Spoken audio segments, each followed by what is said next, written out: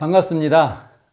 원불교 성가 감상담을 하고 있는 방길튼 교무입니다. 성가 1장, 원불교 성가 1장을 지난 시간에 했고, 오늘은 성가 2장을 오늘 감상담을 나눠볼까 합니다. 성가 2장은 제목이 영산회상 봄소식이, 이 부제는 원불교 교가 이렇게 돼 있죠. 그래서 사실은 원불교를 대표하는 노래가 됩니다. 이게 원불교 교가라고 부제가 붙은 것 자체가 특징이 있는 것이죠. 그러면 이 성가 2장이 이렇게 발생되게 된, 이렇게 제작되게 된 과정이 있어요. 이 노래는 이 과정을 좀 알아야 될 필요가 있는데요. 이 노래 특징은 공동 작사라는 거예요. 세 분이 합동으로 이 가사를 작사를 했다. 이렇게 볼 수 있는데, 이 노래 한번 형성 과정을 쭉 살펴볼게요. 조금은 복잡해요. 그러나 한 번은 살펴봐야 되기 때문에 제가 막 연도들을 막 나열할 거예요. 그래도 시간이 처음 말한 것보다는 뒤에 나오고 뒤에 나온다 이 정도만 알아두고 제가 한번 연도를 말을 하면서 한번 설명해 볼게요. 이 성가 2장은 그러니까 원기 24년 1939년에 소태산 대종사께서 서울에 이렇게 올라가죠. 그때는 경성이라 했죠. 서울의 행가, 그러니까 그쪽으로 올라가셨다 이렇게 말할 수 있죠. 이 서울에 행가하셔서 어떤 사람? 작곡가를 만나는데 김세형이라는 작곡가를 만납니다. 이분은 그 당대 때 이화여전, 옛날 이화학당 있잖아요. 이화학당 이화여전으로 아마 전환 이렇게 됐을 때라고 보는데, 이때 김세형 작곡가를 만나서 교가 외의 16곡을 의뢰했다. 이렇게 기록되어 있어요. 근데 여기 이제 교가라고 나오잖아요. 교는 무슨 뜻입니까? 원불교의 교가다 이런 뜻이잖아요. 근데 대종사님 당대에는 불법연구회라는 임시 명칭을 사용하고 있었어요. 그래서 아마 이 당시에도 회가라고 했을 가능성이 높습니다. 근데 이것을 후대 원불교라는 이름으로, 이렇게 정식 이름으로 확정되고 나서 이 노래가 교가라고 불리지 않았을까, 이렇게 추론을 해 봅니다. 이때 1939년에 의뢰를 한 거죠. 이게 참 역사적 사건입니다. 이게 쉽게 보면 안 돼요. 대종사님이 서양 음악, 서양 악보에 맞는 노래를 의뢰한 거예요. 이 지점을 소중하게 생각해야 된다고 봅니다. 그래서 이게 그래가지고 원기 25년, 1940년에 성가위원회에서 이게 제정이 되는데, 이 노래가 그 당대 때 제정된 김세형에 의해서 작곡된 이 노래가 현행 원불교 교가의 원형이죠. 가사도 약간 달라요. 현재하고. 근데 이제 이 노래가 원기 28년 1943년 12월에 발행된 불법연구의 근행법이라는 책에 이 회가라는 제목으로 성가 2장의 원형이 실리게 됩니다. 대종사님 열반하신 후죠. 대종사님이 6월에 열반하셨기 때문에 12월에 발행된 이 책에 나오게 되는데, 자, 이걸 보면 최초 회가는 어떤 노래냐 하면은 원불교 최초 성가로서 원기 18년, 1933년에 회보 5호에 발표된 회가예요.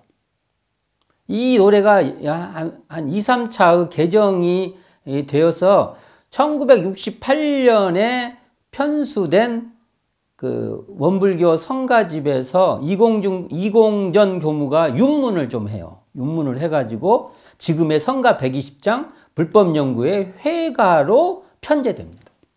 그래서 회가라고 하면은 여기서 이제 중요한 것은 우리가 보통 회가라고 하면 지금 우리가 부르고 있는 성가 120장이 1번이었고 처음 나온 것다는 것이죠.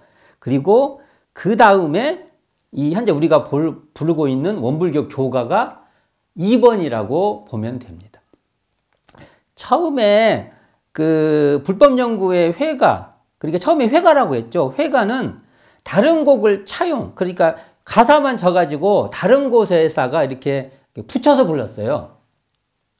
자, 그런 걸 보면은 지금 우리가 원불교 교가라고 하는 이 성가 2장은 그 정식으로 작곡된 노래다.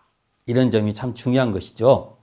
성가 2장, 지금 우리가 부제로 원불교 교가라고 하는 이 영산회상 봄소식이, 이 성가 2장은 팔타원 황정신행, 그 다음에 삼산 김기천, 원산 서대원 이 교무가 합작을 해서 작사하게 되고 1968년에 편수된 그 원불교 성가집에서 범산 이공정 교무가 윤문을 좀 하세요. 그리고 새로운 편곡을 넣습니다. 이렇게 해서 지금 현재 우리가 부르고 있는 성가 2장이 되는 겁니다. 이게 대체적인 제가 지금 성가 2장에 관계되는 그 역사를 쭉 설명해 본 거예요. 우리가 이 정도 좀 알아두는 것도 썩 나쁘지 않을 것 같습니다. 왜냐하면 이 노래가 탄생된 과정을 좀 알아보는 것도 의미가 있다고 보죠. 이제 여기서 우리가 지금 작사가 중에 한 분이죠. 팔타원 황정신행. 이분을 좀 알 필요가 있는데, 이분은 원불교 일원회상, 원불교인 일원회상의 수달장자다. 그러니까 제가로서 그 정신, 육신, 물질로 이 원불교에 이렇게 시사를 많이 하신 그런 분이다 해서 원불교에서는 대호법, 제가교도로서 이 법을 잘 이렇게 보호, 이렇게 호의 하신 뜻으로서 대호법이라는 그 일반 사회로 말하면 훈장이죠. 법훈, 법훈에 처음 문열이를 하신, 그러니까 대호법의 문열이시죠. 이런 분인데, 이분은 이제 기독교 가정에서 태어나셔서 이화여전을 졸업한 개화기의 신여성이에요. 개화기. 아마 지금 태어나셨으면은 어쩌셨을까 한번 상상을 한번 해봅니다. 지금 태어나셨으면은 또 지금 우리가 생각하는 것 이상의 어떤 활동을 하지 않으셨을까 이런 생각을 해보고요. 원기 20년인 1935년에 금강산 여행 도중에 이 불법연구회를 소개받아요. 그래가지고 불법연구회를 스스로 찾아오셔서 아마 33살, 33세 정도의 나이에 소태산 대종사를 친견하게 됩니다.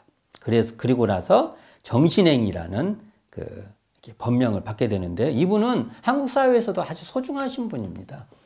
6.25 한국전쟁으로 인해서 굉장히 어려워졌죠. 고아들이 많이 생기는데, 한국 보육원을 창설해서 어떤 한국 이런 부모를 잃은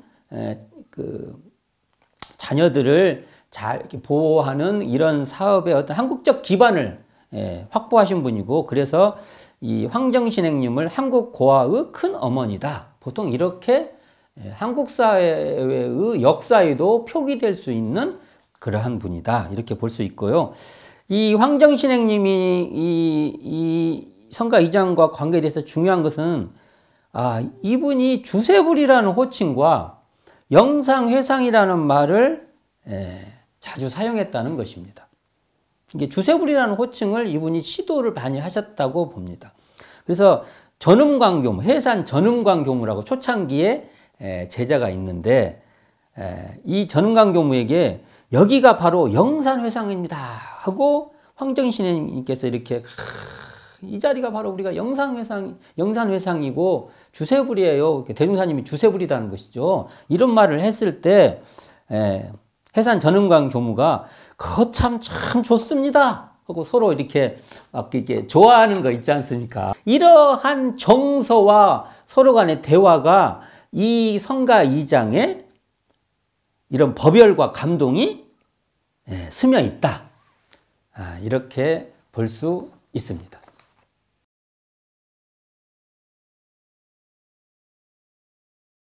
지금부터는 그 성가 2장의 가사 내용을 좀 살펴볼까 합니다. 무엇로 시작하죠? 영산회상 봄 소식이 다시 와. 강렬한 말로 시작이 됩니다. 이 성가 2장의 가사를 딱 보면은 어떤 그 원불교의 그 회상관, 원불교가 왜 무슨 일을 하려고 하는지도 이 가사 내용에 좀 깔려 있고요. 소태산 대종사는 어떤 분인가, 무엇을 가르치시는 분인가도 조금 나와 있고, 또 원불교의 교화는 무엇인가, 이런 내용도 이 성가 2장에서 엿볼 수 있어요. 그리고 성가 2장을 잘 부르다 보면 우리의 정체성이 잘 드러난다고도 말할 수 있는 것이죠. 근데 여기 첫 대목이 뭐라고 나옵니까? 영산회상 봄 소식이 다시 와. 이 대목이 주는 상징이 있어요.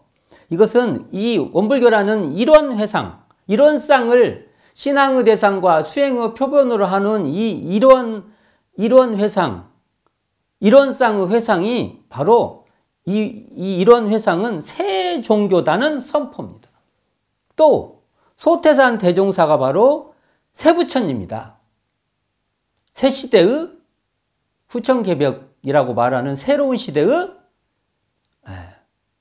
새로운 시대를 책임지고 나오신 부처님이다. 이 말은 그 깨달음의 종교에서 석가모니 부처님께서 여셨던 영산회상에 대한 그 가치를 그대로 존중하면서 그러한 가치를 이 새로운 시대, 과학문명의 시대에 바톤을 이어서 펴신 분이 바로 소태산 대종사라는 그러한 선포이며 제자들의 자신감이라고 이 말에서 말할 수 있는 것이죠. 봄이 오면 어떻습니까? 봄이 오면 막 새순이 막 나고 그러죠. 그래서 어떤 이 깨달음, 마음 공부, 우리의 본성에 근거한 그러한 종교의 가치를 시대가 바뀌는데 물질 개벽의 시대로 왔을 때 거기에 적중해서 거기를 리더할 수 있는 가치를 소태산 대종사께서 펴신 것이 마치 봄의 새순이 쫙 난 것 같은 그러한 희망과 설렘과 들뜸의 어떤 웅장함이 있다는 거예요. 이게 영산회상 봄 소식이 다시 와 할 때는 그 말에 그것이 확 들어오는 것이죠.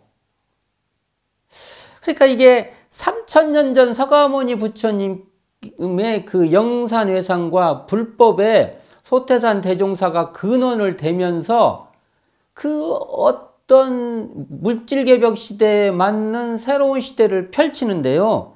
이 말은요, 우리가 그 소태산 대종사가 부처님에게 연원을 두었다는 것은 비유를 하자고 하면 대종사님이 이렇게 연못을 하나 팝니다. 연못을 일원쌍 연못을 파요. 일원쌍을 신앙의 대상과 수행의 표본으로 삼는, 그래서 사은으로 천지부모 동포 법률의 사은으로 신앙의 강령을 삼고 수양연구 취사로 수행의 강령을 이렇게 삼아서 정말 마음 공부도 하고 신앙 수행도 다 하는 그러한 연못을 쫙 파요.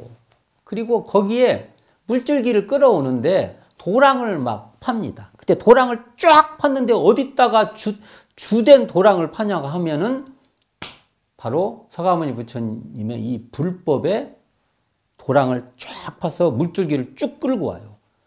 누가 끌고 왔다고요? 소태산 대종사께서 의도적으로 소태산 대종사의 구미에 맞게 또 소태산 대종사가 취할 수 있는 그러한 불법을 쭉 끌고 오는데, 이걸 소태산 대종사는 바로 불생불멸의 도와 인과보응의 이치에 맞는 불법으로 쭉 끌고 와버립니다. 그리고 당신의 연못의 생명수에 물을 담아요. 소태산 대종사는 사실은 불법만 끌어오지는 않아요. 유불선, 그 다음에 기독교 다 끌고 와요. 근데 그 중에 깨달음의 그 가치를 존중하는 불법의 가치를 중심적으로 끌어와 버리는 겁니다. 그러니까 이것은 저기 흘러오는 물이 주체가 아니고 소태산이 파놓은 연못이 주체라는 겁니다. 그 불법의 물을 이런 쌍의 연못의 생명수로 활용하는 것이죠. 사용하시는 것이고 주체적으로 쓰시는 것이 되는 거죠. 이 얘기가 어디에 이제 좀 잘 나오냐면은 어디에 이게 원기 3년, 이게 1918년이죠. 최초 교당이라고 우리가 명명하는 구간도실 아우칸이다 해서 구간도실 도시를 돌을 닦는 그 공간이죠. 우리가 교실이라고도 하지만 여기는 도실이라고 했죠. 구간도실에서 그 건축을 하고 상량을 딱 올리지 않습니까? 거기 상량물에다 글을 쫙 써요. 거기 뭐라고 쓰냐면 송수만복 여출잎, 그러니까 소나무가 온갖 나무에 남은 봄기울을 거두어 서 있고, 계합천봉 새우명, 계곡은 온갖 봉우리에 가는 빗물을 모아 이렇게 흘려서 막 소리를 낸다, 운다, 이런 뜻인데요. 여기서 보면 소나무하고 계곡이 바로 소태산 대종사의 역할입니다. 아까 말한다면 연못을 판 거예요. 그리고 온갖 나무에 남은 봄 기운과 온갖 봉우리에 가는 빗물이 바로 그 연못에 흘러 들어온 물줄기인데, 이것을 특히 이 중에서 불법의 물줄기를 근원으로 삼아서 연원을 했다, 이런 뜻이 되겠죠. 또 이 상량물 이렇게 말합니다. 사원기 1월 직춘추 법녀라고 해서요. 여기 보면 이 원기가 나오죠. 둥근 깃틀. 바로 이것이 일원쌍의 깃틀입니다. 배틀을 짜는데 일원쌍이 배틀인데, 이것이 대종사님께서 일원쌍을 신앙의 대상과 수행의 표본으로 삼아서 사은사요 사막팔조로 법을 피겠다고 하는 그 기점입니다. 이걸로 법을 짜신 거죠. 그러니까 이게 결국은 여기서 영산회상 폼소식이 다시와, 이 말은 이런 일원쌍의 진리로서 새 시대에 맞는 그 과거의 영산회상의 전통을 지금 이 물질개벽 시대에 피겠다라는 웅장한 포부가 이 말에 함축되어 있는 것이죠. 이 제자들은 이 영산회상 봄소식이 다시와 이렇게 부를 때는요, 막 그 물질개벽의 근거에서 일원상 진리에 근거한 정신개벽을 꿈꾸는 이런 어떤 웅장과 기대와 포부와 희망, 이런 것이 한꺼번에 터져버리는 거예요. 그래서 그 과거에 영산회상 봄소식이 다시와 할 때 이런 마음이 쫙 펼쳐질 거라고 저는 생각을 해봅니다. 이게 느껴지죠, 이 말에. 그러니까 여기서 보면 소태산 대종사는 우리를 위해 불법의 생명수를 끌어들일 수 있는 일원회상의 연못, 아까 말한 대로 소나무와 계곡이죠. 연못을 파서 우리에게 제도의 혜택을 우리에게 주신 거예요. 소태산 대종사께서. 그러니까 제자들은 뭐라고 말합니까? 뭐라고 말하겠어요? 만생령의 자부이신 대종사, 이렇게 말한 거예요. 이 말은요, 만생령의 자비로운 이 정신적인 부모님, 깨달음의 부모님이었다는 거예요, 대종사님. 그러니까 대종사님에게 너무 감사한 것입니다. 그래서 이게 소태산 대종사께서 이런 회상을 열으셔서 우리에게 제도문을 열어주시니까 뭐라고 또 말했어요? 게 우리들의 행복됨이 크도다. 이 마음에서 우러나오신 이 어떤 그 감동이 있을 것이라고 봅니다. 이게 이제 불법의 연원함, 그러면서나 이런 회상, 이 일원상을 신앙의 대상과 수행으로 표본으로 삼는 이 일원회상, 일원상을 진리의 근거에서 사은사요 사막팔조를 펼치는 이 교법이 바로 바른 법, 정법이라는 거예요. 이것 말고 정법은 없다. 새로운 시대에 이것 말고 정법은 될 수가 없다라는 것이 이 제자들의 포효였던 거예요, 포효. 이 가사를 썼을 때 당대에 이 행간에 막 묻어있는 그러한 내용이라고 볼 수 있다고 봅니다. 그러니까 일원상에 근거한 이 교법은 정법으로요, 그냥 언제 어디서나 공부하는 법으로요, 제자들은 이렇게 말한 거예요. 어떻게 말하면 온 세상의 광명이에요, 이게. 이 법은 일원상에 근거한 사막팔조 사은사요는 어디에 광명, 어디는 광명이고 어디 광명 아닌가. 이 자리, 이게 비춘 데는 다 온 세상이 다 광명으로 받들여야 될 이 진리고요. 이 진리가 비치지 않는 곳이 없는 거예요. 그래서 온 세상의 광명이다. 이렇게 말하고 있는 거죠. 소수의 특정한 사람만이 할 수 있고 공부할 때와 장소가 한정되어 있는 그러한 공부가 아니라 시간과 장소에도 관계가 없는 누구나 할 수 있는 공부법이라는 거예요. 이게 이 대종사님이 이런 쌍의 진리에 근거한 사막발조 사은사요는 바로 이러한 무시선, 무처선 어느 때 어느 곳이나 할 수 있는 마음 공부로, 그러니까 우리는 이러한 진리에 근거해서 한량없는 3대력을 갖추자. 이분들은 3대력을 갖추면요, 3대력이 정신수양, 수양력, 연구력, 취사력인데요. 이것만 갖추면 정말 온 세상에 광명을 비출 수 있다는 이 자신감이 넘쳐떠신 겁니다. 자부심이라는 것이 어디에 다른 세상에 흘러가지가 않아요. 이 법만 있으면 나는 다 할 수 있다라는 입지가 딱 쓰신, 또 그리고 이걸로 제도하겠다는 그런 마음이 계셨던 것이죠. 그래서요 3절에 이렇게 말합니다. 바로 어떤 그 재생의세 목적하는 재생의세가 뭐예요?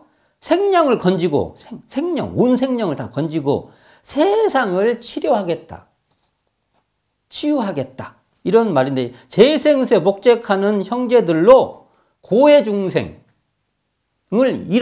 이런 쌍의 진리로서, 바로 이러한 쌍의 회상으로서 이런 쌍의 회상을 그 바다에서 건지는 이 구조선의 배로 삼아서 이것을 이 성가에서는 반야선이라고 했습니다. 반야는 진리라고, 진리의 광명이라 하면 됩니다. 반야는 이론상의 광명이에요. 이론상의 광명으로서 모든 걸 다 건지는 우리가 다 그런 법동지다 이래요. 이 공부를 하는 사람은 바로 그러한 법으로 만난 동지다 이거예요. 여기서 법으로 만났다는 게 중요합니다. 그래서 고에 헤매고 있는 파랑고의 일체 생명을 이론의 꽃이 피어있는 극락인 광대무량한 낙원으로 인도하여 영겁에서 영겁으로 함께 즐기자고 마무리를 하고 있는 겁니다. 멋있죠? 어디서요? 이론의 꽃 피어있는 극락에 영겁에서 영겁으로 즐기세. 여기서 이론의 꽃은요, 바로 성품에 바탕한, 우리의 본성인 성품에 바탕한 광대무량한 낙원을 말하고 있는 것입니다. 이 성가 2장을 전체적으로 쫙 보면 성가 2장 영산회상 범소식이 이 원불교 교가는요, 부제가 원불교 교가죠. 영산회상 범소식은요, 소태산 대종사가 직접 지으신 정전, 개교우 동기, 이 본의가 이 성가 2장에 쫙 흐르고 있다고 있는 것을 우리가 살펴볼 수 있습니다. 이 강물이 쫙 흘러가는데 어디로 흘러가요? 이 개교우 동기의 바다로 흘러가고 있는 것을 이 성가 2장을 통해서 우리가 느낄 수 있다고 봅니다.